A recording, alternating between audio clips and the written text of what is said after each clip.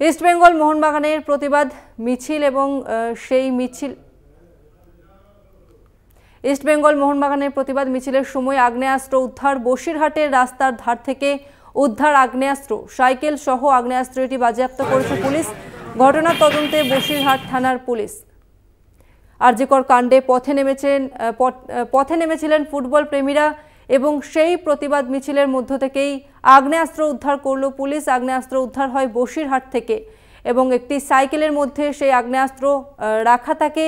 তবে কে বা কারা এই আগ্নেয়াস্ত্র রাখলো তা কিন্তু জানা যায়নি। সেই ঘটনার তদন্ত শুরু করেছে পুলিশ। তবে ইতিমধ্যে এই আগ্নেয়াস্ত্র উদ্ধারকে ঘিরে চাঞ্চল্য ছড়িয়েছে এলাকাতে। এই মুহূর্তে আমাদের সঙ্গে রয়েছে প্রতিনিধি সঞ্জিত চক্রবর্তী। সঞ্জিত, কে বা কারা এই আগ্নেয়াস্ত্র রাখলো তা কি জানা যাচ্ছে? পুলিশ কি জানাচ্ছে? দেখো, ইতিমধ্যে বসিরহাট পুলিশ জেলা পুলিশ সুপার মেহেদী হোসেন রহমান কিন্তু তদন্ত শুরু করেছে।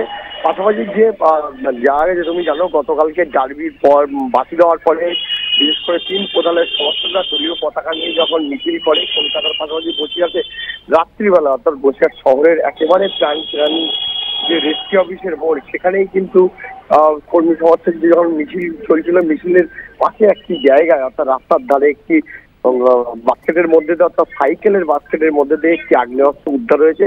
ইতিমধ্যে কিন্তু যে আগ্নেয়াস্ত্রটাকে উদ্ধার করেছে পুলিশ এবং সাইকেলটিকেও কিন্তু উদ্ধার করা হয়েছে, কিন্তু গ্রেপ্তার এখনো করা যায়নি।